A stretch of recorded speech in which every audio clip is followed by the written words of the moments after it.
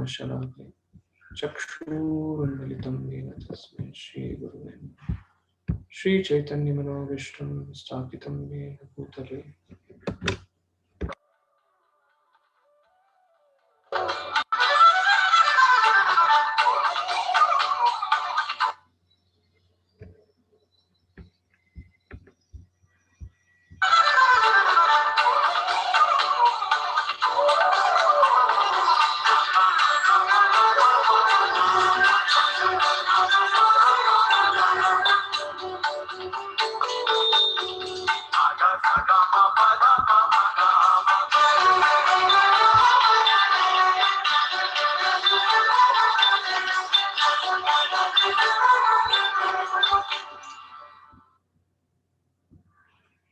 Okay, today we are discussing the third session, session 3 of our series of Essence of Bhagavad Gita, Practical Vedic Solutions, Problems of Life. Hmm. And this is Practical Vedic Solutions to Problems of Life. In this, we will be going to see we will be seeing animals versus humans, as we had seen an introduction of this Essence of Bhagavad Gita Gita Sar workshop. Please don't waste this special opportunity. Temporary solutions, science, technology, and medicine. Yes, there is a sense gratification through modern advancement, then there are mental tricks, and then there is superficial religion, which will try to give temporary solution to these things. Permanent solution is Vedic wisdom. Science versus Vedas, history versus Vedas. Where can I get authorized Vedic knowledge? So we'll be seeing this. As we had seen in the introduction, search for happiness. Everyone is searching for happiness. In fact, there is a Vedic Vedanta Sutra says, Anandamaya Vyasat. That means innate nature of every living being is that we are searching for happiness. Example is given of a musk deer in the Himalayan region. That musk deer, all throughout its life, it is mad after a fragrance, and it keeps on rotating throughout the whole forest, whole Himalayan range. And one fine day, unable to find where this fragrance is coming from, it leaves the body. But that happiness is where it is locked inside its own navel, and therefore that is called as musk deer. So similarly, as musk deer, the happiness, the fragrance, the extraordinary fragrance which the musk deer is trying to find out is inside itself.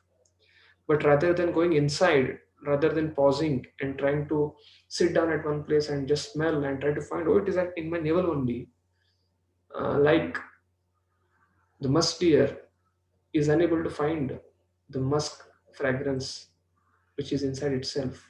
We living beings, a Vedic aphorism, Vedanta Sutra says that Anandamaya Vasat, the happiness which we are searching is inside within ourselves. That happiness is locked within ourselves. And therefore, there was a rich businessman, and before leaving his body, he had made a deal. And he had made a deal, and he had told his son before leaving the body that I have got a huge property, but you'll have to survey this huge property wherever I have all my estates. It is, and he left the body. And this son, who was a billionaire son, he had a huge bungalow, and later on, apart from that, he had a lot of estates. The son went on searching where my father has kept all his property and gold, silver, diamond, the big cupboard of filled with all the jewelries. He had kept it somewhere in order to save it from the income tax officers. But before telling it, he just left the body. And later on, this son tried searching everywhere, everywhere, everywhere. He searched everywhere. In all the estates, he dug it everywhere. And later on, he came to retire back to his place where his father was staying, where their whole business had started from. A little countryside village. They had a bungalow where his father had left his body.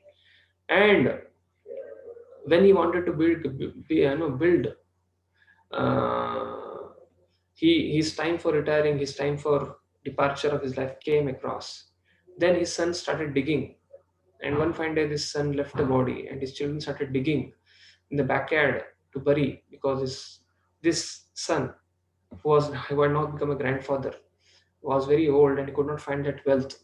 But when his grandchildren and children started digging the backyard to bury his body, they found that big cupboard full of gold, silver, platinum, everything. It was just in his courtyard, behind his courtyard, in the backside of his home. The whole jewelry was kept. But later on, he spent the whole life trying to find it out, but he could not get it. Finally, his grandchildren got it. His children got it.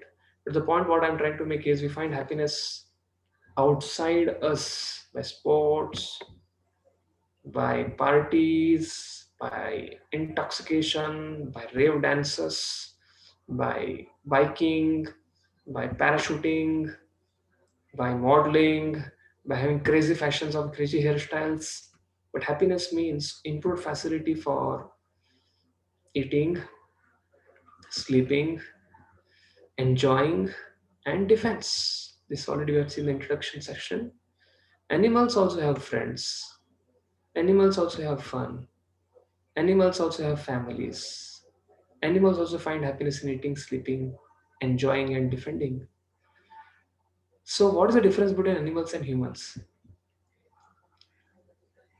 This person is eating, and here the rat is also trying to eat. He's trying to sleep. The lion is also trying to sleep. The tiger and tigress, as they are coming together, this man and woman, they're trying to come together. And bear may do it in a very ugly way by showing the teeth and the snarl with its claws. So, if you want to search happiness, and to search happiness, we, instead of upgrading ourselves, upgrading inside, trying to go inside and trying to find the happiness, if you want to search in the outside atmosphere, then we start degrading. We start bringing out the beast within us, because in the name of human beings we want to search happiness the way animals search.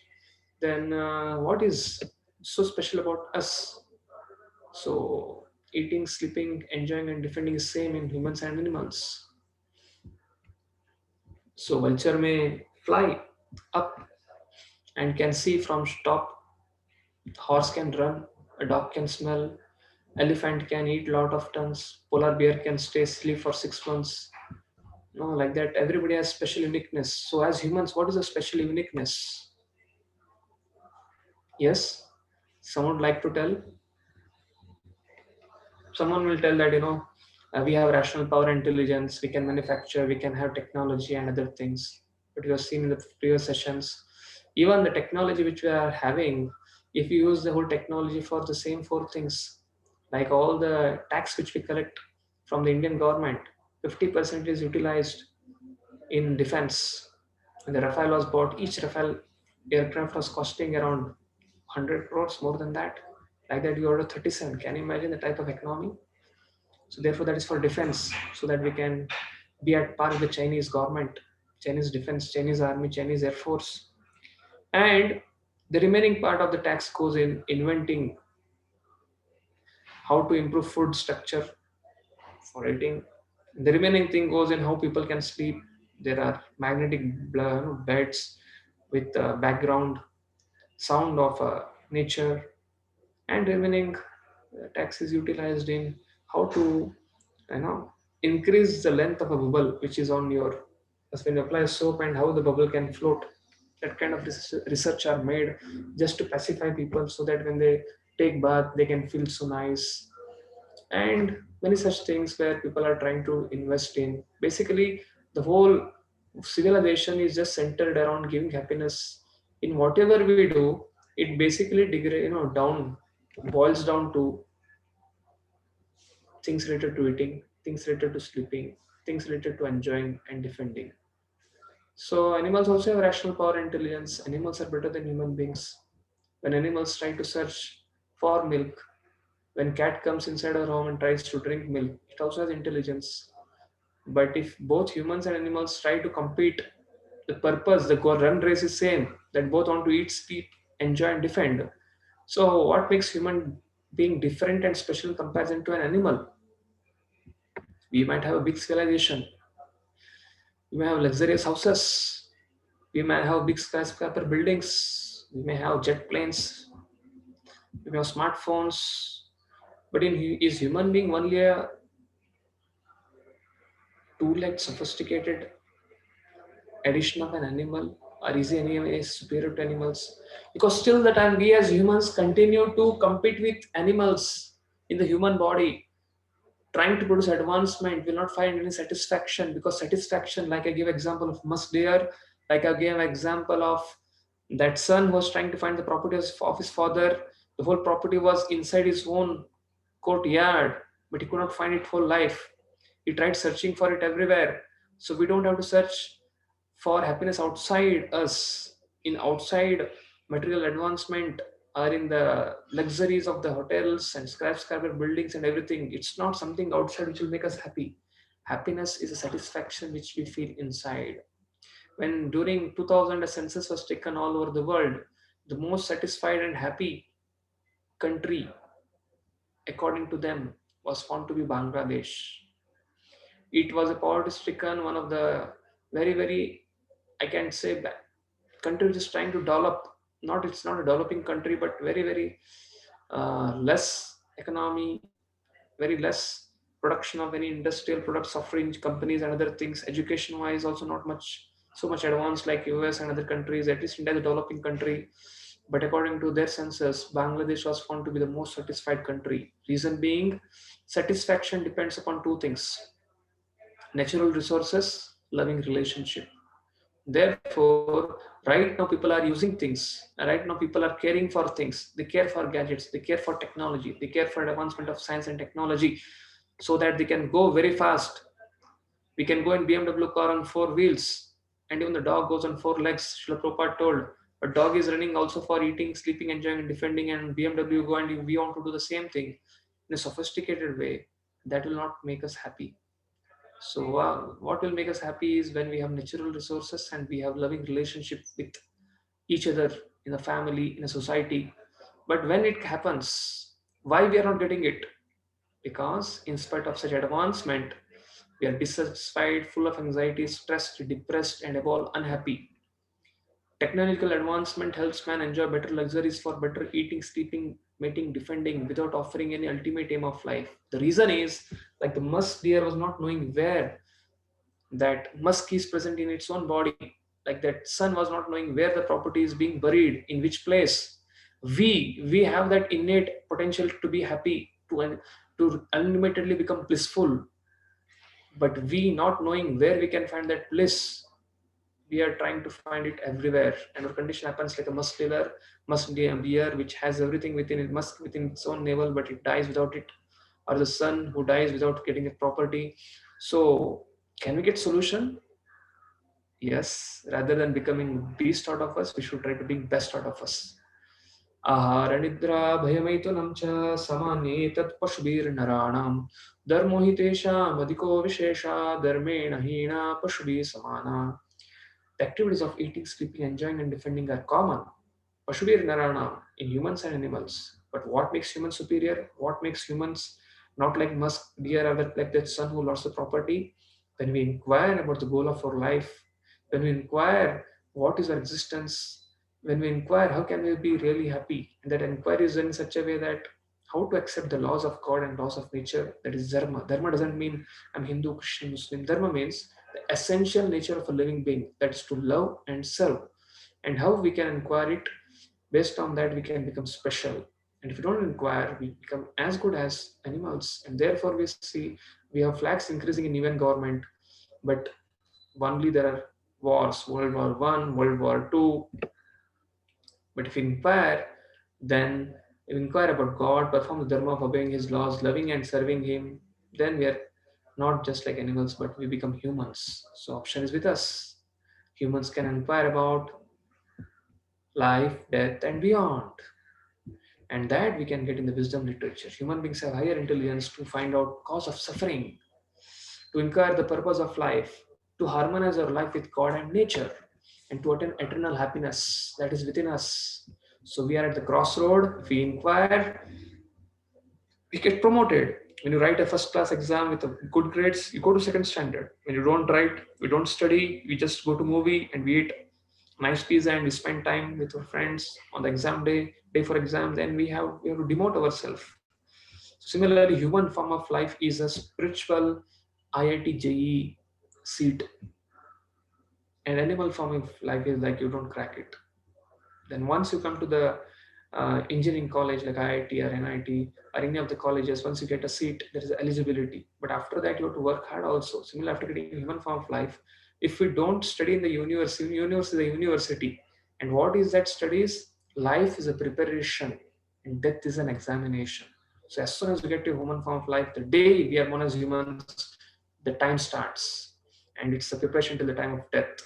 The choices we make between B, birth and death, D, that choices, to make that choices, we need to have knowledge, we need to have information, we need to have values, we need to have knowledge, we need to have skills, and that we get in the wisdom literature.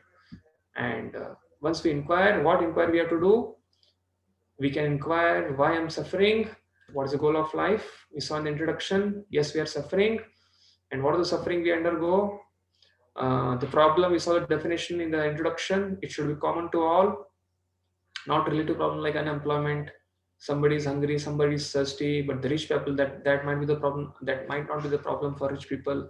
There is a common problem which is for everyone, from a Tom, Dick and Harry, from the poorest person to the richest person, from the big businessman to the farmer in the village, from the person on the street to the person in the bungalow. So everybody is have born as humans. Everybody who's born in any species, he has problems which have this definition. According to Srimad Bhagavad Gita, problem means it should be common to all. Nobody wants it. Nobody wants problem. We don't go to market to purchase problem. Give me 1 kg of problem for $20. No, nobody can avoid it. Even if you pay, you can't. As Chanakya Pandit says, a moment wasted, you cannot get it back. Even if you spent Suvarna Mudrabi, Koti Suvarna, the crores of gold coins also, you will not get it back. Similarly, we know such problems. We have discussed in the beginning session such problems which fulfill this criteria. Anyone knows which are the 4 problems of life? जन्म मृत्यु जरा व्याधि. Okay, that is a shloka from Bhagavad Gita in Sanskrit. In English, what this is showing? Birth, old age, disease, disease, and death. death. Okay, thank you so much, Shivam and Hariom Prabhu. So we want to remain young forever, but very soon we start growing old and our bodies become weak and frail. Is it not? Yes.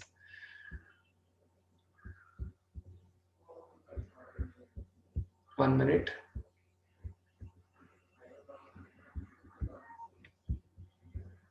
I'll just share a video before we pause.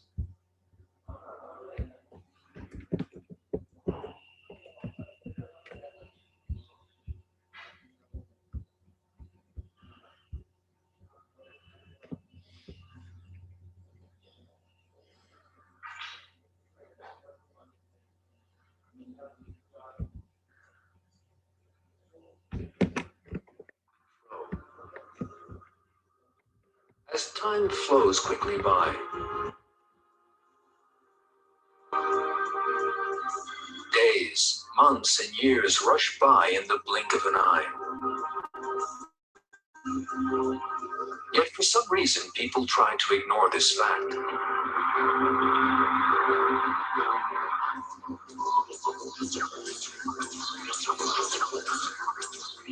It is as if they think they will never grow old. Yet the days of youth that they so fondly imagine will never end are really very short. Almost everyone realizes that he will grow old one day. Yet young people always feel that those days are very far off. They refuse to accept that they will one day be old, weak, and helpless.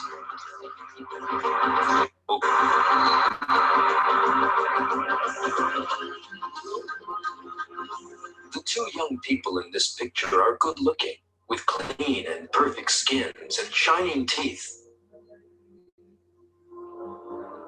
But there is another important detail. These pictures were taken in 1955.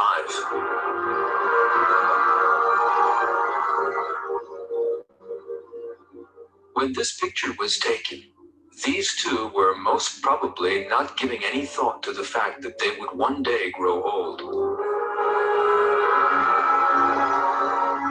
Yet some 50 years or more have now gone by, and nothing remains of the youth and beauty in the picture.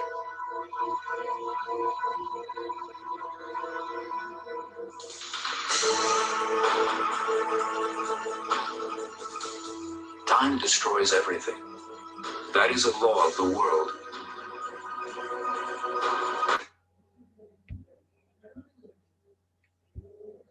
So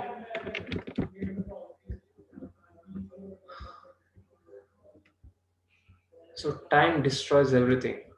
Kalosmi Bharatarshava.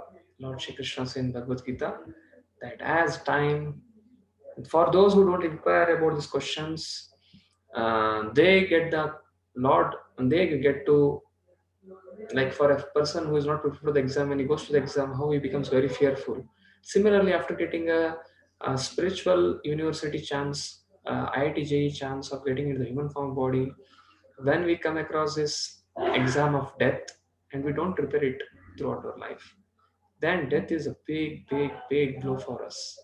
It's like, you have seen cat, when cat catches a rat, how rat becomes fearful. Same thing.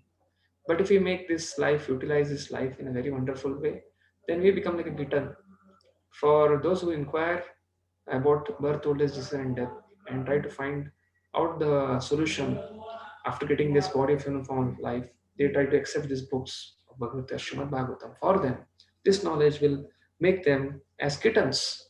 So even cat, when it lifts the kitten, it catches it to its own mouth. And for rat also, it uses its own mouth. For rat, it is death personified. But for a kitten, the death, it is not death. It's like a mother who's trying to unite with its own child. Similarly, for those who inquire into this wonderful, for exam, for those who prepare, exam is like graduation ceremony. They are going to have a powerful, wonderful future. For those who don't prepare, it's a big failure, it's a big setback. So, and we no look longer beautiful. No one wants to get old. Therefore, concentrating industries flourishing due to fear of old age. And therefore, we capture sweet memories because we grow old, we dwindle, we no longer remain young forever. But we never, the second common problem is to get deceased. One may say, I die, death is at the end. Who has seen death? And people say, okay, death is at the end, birth is now gone, so but diseases can come at any time. Now, COVID, corona pandemic, nobody had thought that there can be some disease by which one virus will come and make the whole world stop. And that is what's happening. The whole world is just blocked, the whole economy is blocked. So birth, old age, disease, and death are the real miseries of life. One who can perceive it is in knowledge. That is 13 chapter 8 to 12. This is a synopsis of Gita Sar, Bhagavad Gita. So we're just trying to see some essential shlokas, and we are building the building of the knowledge of Bhagavad Gita. So also, if we analyze our lives, we are constantly tormented with adhyatmic klesh. Like our mind can create a problem, our body can create a problem, heart can create a problem. So people commit suicides because of uncontrolled mind, stress, hypertension, anxiety, academic pressure, lack of family support, because of dysfunctional relationship. This is misery is caused by one's own self. And misery is caused by other living entities like terrorists or some abusers, some psychopaths, sociopaths. Such kind of thing can be like a snake or some carnivorous animals. Like misery is due to other living entities. It's called Adibhautik Klesh. And there is miseries by natural calamities like tsunami, earthquake, tornado, twister, global warming, flood, famine. So not only birth, old and descent, death, there is Adhyatmic Klesh, Adidevi Klesh, and Adibhautik Klesh. So despite advanced medical science and latest technology at our disposal, we cannot stop per se newer diseases. We cannot get happiness. We cannot stop these 7 miseries of life, which Bhagavad Gita is telling. And therefore, Michael, here we have Muhammad Ali. He once told that I am the greatest. But when he had called for opening a Olympic ceremony on one fine day, the same person who told I'm the greatest, he could not lift a cup of coffee because he started suffering from Parkinson disease. He could not lift. You are able to see his shaking hand in the picture. He's trying to move aside the lamp with the right hand. So therefore, we should not be proud of our one's own abilities and technological advancement. Like when Titanic was being launched, people told it the ship which even God cannot sink, but it sank in the first voyage itself. By whom? By water, which is the friend of a boat. The boat floats on water, and the water became ice, and that ice came into one of the fan, and it broke open the Titanic ship, and that ship, the big mega Titanic, sank in the first voyage itself. So why do then such great personalities suffer? Everybody suffers, not only poor but even great. And we have all these stopgap solutions, painkillers, but that cannot put full stop to our sufferings. We can fly in air, we can crawl in water, we can swim in water, but we cannot walk on land because of pollution. One of the scientists told, this is so much pollution. Can you imagine? 6 million tires in one mountain. All the distillery bottles of all over the world, they come to Chennai on the Marina Beach. It is dumped there. So science has invented everything. It has increased the death rate, but what to speak of saving rate? Problem, we have scientific solution. Use hair dye, wrinkles, use facelift, back pain, use painkillers, breathlessness, death, oxygen tubes. So superficial patch-up solutions cannot free us from sufferings. So therefore, really become free from sufferings, we have to ask questions something beyond science. And that is what we saw yesterday's session. We have a condition like fish out of water. Till the time we are trying to find that remove the fish out of water, it will never be happy. Despite giving all the facilities to it, you give a magazine, you give a food, you give everything to it, but only solution is put the fish back in water. Yes, Abhijit Prue, can you read what is there in the text? Luxuries and comforts offered by science and technology cannot satisfy the soul. As much as a fish taken out of a water cannot be satisfied by any kind of facilities or enjoyment. The soul can only be satisfied and happy in a spiritual world, which is natural home just as fish will naturally be happy when put back in water. Thank you so much. So that is what is the nature. We have split souls beyond this body. This will be covering tomorrow's session. But for time being, the wise believes in God, lives life according to the laws of God, remembers the temporary nature of this world. On the other hand, follows the regulated principle of life ultimately to attain God. On the other hand, if you see people who are not so wise, they don't have faith, they have philosophy, drink and be merry, forget the temporary nature of this world and enjoy sinfully, not caring for the future. And they are envious and unregulated. And in this way, the destination is doomed. So everyone knows that one day or the other we have to die. Everything is temporary, but still they are after prayers, short-term pleasure. Like a child, when you give him a 500 rupee note and you give him a Cadbury chocolate worth 50 rupees, or you can give him a special Cadbury just come now of 150 rupees with chocolate puddings on it. It will take a chocolate pudding Cadbury of 100 rupees, but it will not take 500 rupees. Similarly, if we are intelligent, we will go for long-lived pleasure. The pleasure, this human form of life is meant for preparation for the actual exam of eternity. We can enter into the eternity. That is what happiness we are trying to search for, bliss. So we can make absolute inquiry in the absolute. We can gather ultimate bliss, and we can make right choices and for the determination to do all three. Why we are suffering? Because we are trying to lord over the material nature. We want to compete with God without caring for God, who's the real proprietor and controller. And what happens is that everyone around us keeps on living the body. Ani Hani Bhutani Yamagachalyam. Yudhishthira Maharaj was asked by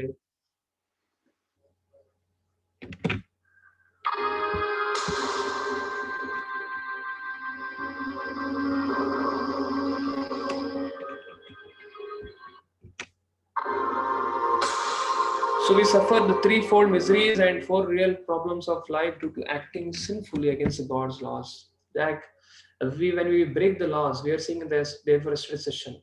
College makes a law. It starts on one time and ends on time. Government also has a law for civilians. When civilians break the law, they are put into prison. Similarly, when we break the laws of God, we don't break it, but we break ourselves. When we break up, we want to break our head against a wall. The wall doesn't break, but we break our head. So we suffer these threefold miseries and four real problems because of not acting according to the laws of God. And we are like mischievous child who live the safe custody of the parents. And therefore, solution is we have to align with God's help. We have to take spiritual solution for our material problems of birth, old age, disease, and death. And then we can answer this question. So we have seen why I'm suffering. So then what is the ultimate goal of this world? Why this world has been created? Why this cosmic machine has been created? Yesterday we have been seeing that there's to work in this cosmic machine we need Vedic literature. But why at all the first place is go? This world is created. This world is created because Lord Krishna taught Arjuna in the Bhagavad Gita, in the second chapter that we'll be seeing tomorrow. Our goal, the purpose of our life is we are not human beings on the spiritual journey, but we are spiritual beings on the human journey because we are imperishable soul. You're not the soul, you are the soul. Your body is just like a shirt. Just as when the shades get changed, when our clothes get changed, we go to the new shop, we go to the shop of clothes shop and then we get new clothes. Similarly, as and when our body gets worn out, we get a new body. Till the point we make it point, till the point we go and attain Lord, we have to keep on accepting this cycle of birth and death. We'll be saying this in the tomorrow session more. Mam upatyatya punarjanma dukkalayam shashvatam napnuvanti mahatmanam samsiddhim param gata. When there's an exam for first standard, if you don't clear the first standard exam, till the time we don't go to clear the first standard exam, we can't go to the second standard. Similarly, till the time we can't revive our relationship with the God, we have to keep on accepting these bodies again and again. That is called as reincarnation. Again accepting the body made of flesh by the process of again accepting the body of flesh by a soul is called as reincarnation. But according to Bhagavad Gita 8 chapter 15th verse, after attaining me, the great souls who are yogis in devotion never return to this temporary world which is full of miseries because they've attained the highest perfection. So when we get a car gives us a company. When you work for a company, the company sometimes gives you a car. Sometimes it gives you traveling allowance. Why? So that you can use it for company's purpose. Similarly, human body is given by God. Why? For some particular purpose. So there is a driver inside the car. And who's the driver? Soul. Driver means we ourselves drive it. So similarly, when in the human body, we are the soul, Atma. And we put clean and put petrol for the car. And what is the food for body? We eat food. We take it to garage. We take the body to the hospital. Here is a comparison made between human body and the car. The car is compared to the human body. The driver of the car or the person who is using the car is compared to the soul. And food for soul and body is eating in the hotel. Similarly, you put petrol in the car. There are common similarities. Purpose is to go to company, to do company work. Purpose of our human body is to revive our relationship with God, to know God and know peace, and to unite with Him. So if we break the glass with the car, if they break the glass of the car with the bat, it's like committing suicide. So it's like that. Speeding up the car on the highway, living like a rat race with no goal, painting, decorating, and beautifying the car instead of going to the job. It's like trying to go to cosmetic shop or trying to go to beauty parlor, trying to go to salon shop and trying to just beautifying, having crazy fashions. So ultimately, we are beyond this body. We are soul. That is the beginning, first theme of our Bhagavad Gita, that is Jivatma. We have seen 5 themes: Ishvara, Jiva, Prakriti, Kala, Karma, Jivatma. So the modern day civilization is rejecting, is neglecting that the conception of soul understanding from the Vedic literatures, and because of that we are suffering. So a person gets a parrot or a particular bird, but rather than feeding it, he keeps on pampering the cage. The bird may die. So similarly, what happens is when we, in the name of modern advancement, in the name of our prescribed duties, we neglect the Vedic literature, we suffer. There was once a king who met a sadhu. A sadhu came to a king and asked him, "Can you do one favor for me?" The king told, "What is that favor?" Can you can you start reading Bhagavad Gita and Bhagavatam, a Vedic literature, and try to perfect your life? The king told, "I have no time." What is the goal of your life? I want a blissful life. And what is that blissful life? I want to go to heaven and enjoy. Oh, one good news is there for you. What is that good news? In heaven, there are big, big palatial bungalows. You can enjoy there. Oh, that's it. But there's one bad news. What is the bad news? There are a lot of mosquitoes there. Oh my lord. But there's another good news. What is that good news? Sadhu told. The good news is that there are a lot of mosquito. There are a lot of mosquito nets. And king became very elated. And then the sadhu told, but there's one bad news. There are a lot of holes in the mosquito net. And the king told, after all, tell me what is that bad news? There are a lot of holes in the mosquito net. But there's one good news. There's a lot of threads in the heaven. Therefore, you can sew that mosquito net. And the sadhu told, and the king told, finally, okay, fine, at least there are a lot of threads. But the sadhu told, but you can carry a needle with you because you can carry a golden needle with you because there's no needle in the heaven. And after this, he left. Then, after some time, king realized when sadhu left, but after death, nobody carries anything with them. We cannot carry even a needle with us. So how can I carry golden needle with me after my death and go there and sew the mosquito net which is having hole? Then he called back the sadhu. Sadhu, tell me, after death, nobody carries anything. We have heard the story of Alexander. When he was dying, he kept his both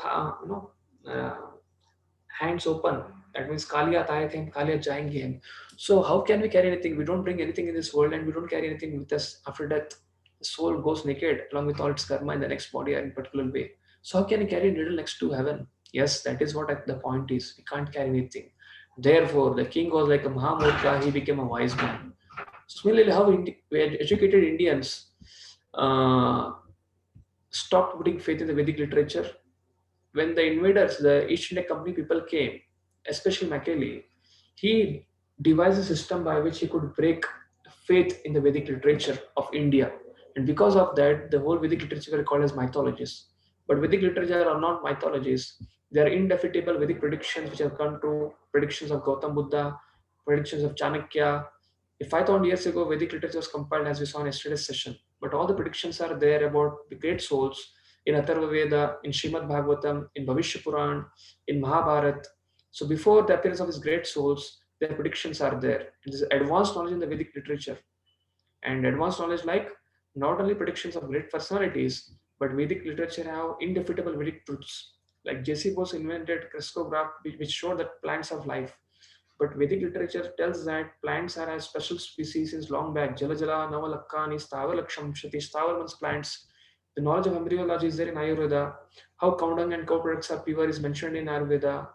And everybody is turning to yoga, Sanskrit language, which is based in Vedic literature. Therefore, Vedic knowledge has all the solutions for all the problems. There is science in Vedic literature, and Vedic literature like axioms. Axioms are self-evident truth which does not require any proof. There are axioms like I, which cannot be proved, but still they work. Similarly, when you apply Vedas in your life, you can experience that knowledge in your life by becoming happy. Therefore, you have 4 Sampradayas. We have Sri Sampradaya, headed by Ramanujacharya. We have Brahma Sampradaya, headed by Madhvacharya. We have Rudra Sampradaya, headed by Vallabhacharya. We have Kumar Sampradaya, headed by Nimbaraka Swami. And therefore, this knowledge is coming. And Chaitanya Mahaprabhu has appeared and has taken two principles from all this Sampradaya, has made a Brahma Madhava Gaudiya Sampradaya, of which Srila Prabhupada is a founder Acharya, and he's opened this wonderful institution called as Hare Krishna Movement, or International Society for Krishna Consciousness.